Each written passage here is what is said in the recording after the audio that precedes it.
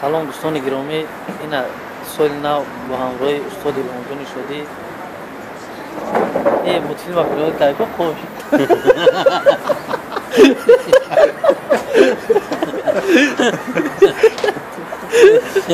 سال نو جشن گرفته زنده شد گپ زدم شده.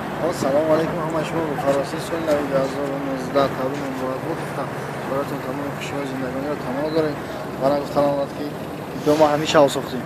من بانو رفا میبروید علی جانم رفا خیلیش کم دیگه بده استاد کو ویژگی میکنیم را foto tamam Özbekistan Rusya ve İran